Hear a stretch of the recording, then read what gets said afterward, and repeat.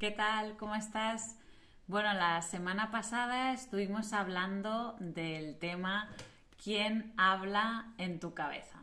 Pues de la primera parte, ¿quién habla en tu cabeza? Hoy vamos a hablar de quién decide en tu cabeza.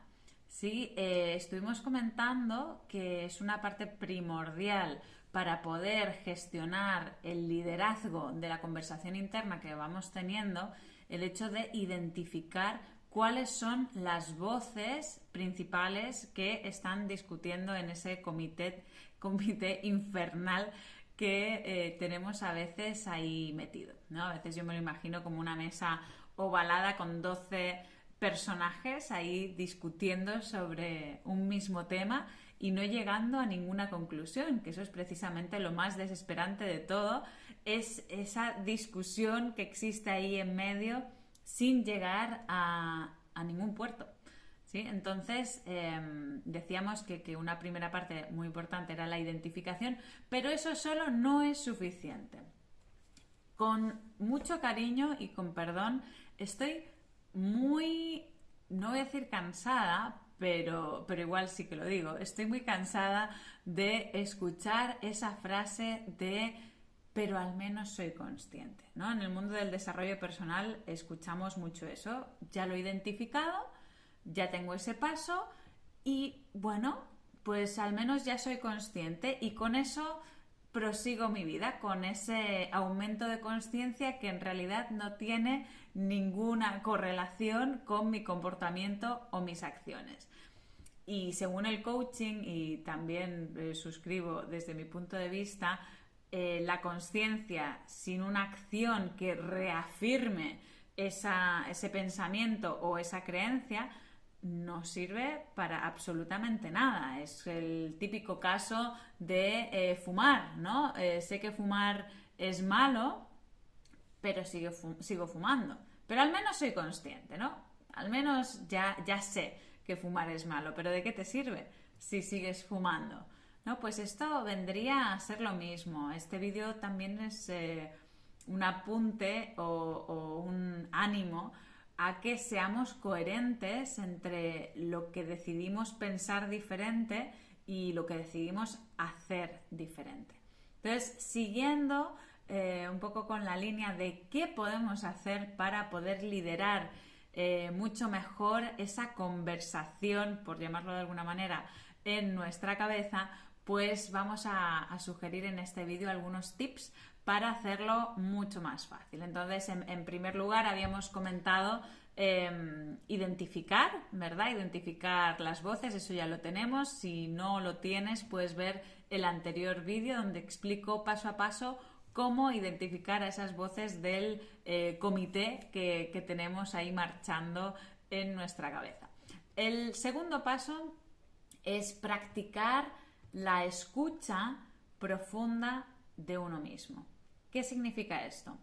Que de todas las voces que hay una que yo siento que es la auténtica, que es como la voz esencial, la voz del corazón, es la voz que no se identifica con ninguna voz, pero sí se identifica con una sensación de confianza, certeza, amor. Es una voz que siempre está ahí para decirte que todo está bien. Es una voz tranquilizadora.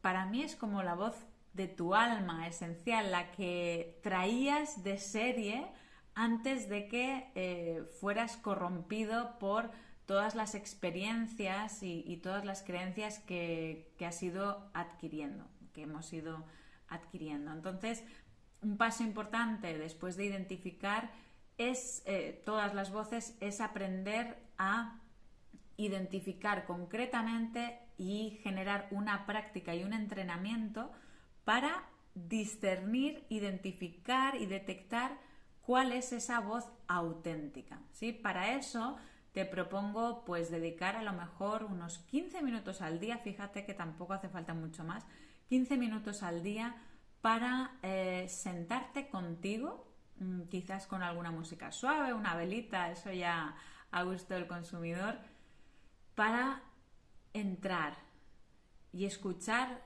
tu voz.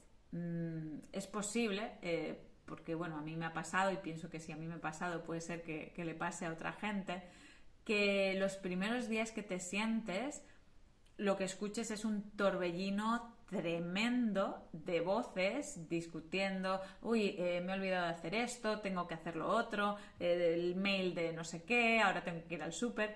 Es posible que se te agolpen los pensamientos por la falta de práctica en la escucha de tu voz esencial, ¿sí? Entonces, confía, porque después de unos días sentándote en silencio, con los ojos cerrados, con una velita o novelita, pero con ese me cierro a los estímulos externos, pero estoy despierto y escucho qué es lo que me dice mi corazón, poco a poco voy a ir entrando en saber detectar cuál es esa voz. Y esa voz es fundamental para poder liderar la conversación que mantienes constantemente en tu cabeza. ¿Cuál es el tercer paso? El tercer paso es identificar qué quiere cada una de esas voces, cuál es su deseo, cuál es su intención positiva. Todas las voces, aunque tú te creas que hay una voz que te quiere limitar, que te quiere destruir la vida, que te quiere fastidiar, como las voces del miedo, del no puedo, del no soy capaz, del no me atrevo, todas las voces, todas tienen una función. Puede ser que la función sea protegerte, puede ser que sea que no fracases, que no te equivoques.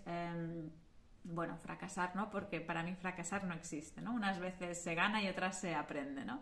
Pero puede ser que esas voces crean que te están protegiendo de algo. Así que fíjate en cada una de ellas e identifica qué es lo que quieren para ti, cuál es su intención positiva. Ese sería el tercer paso.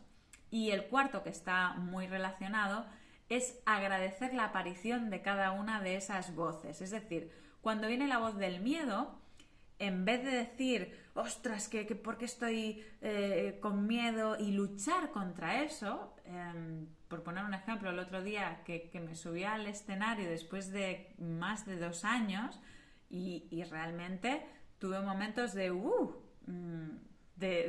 yuyu importante.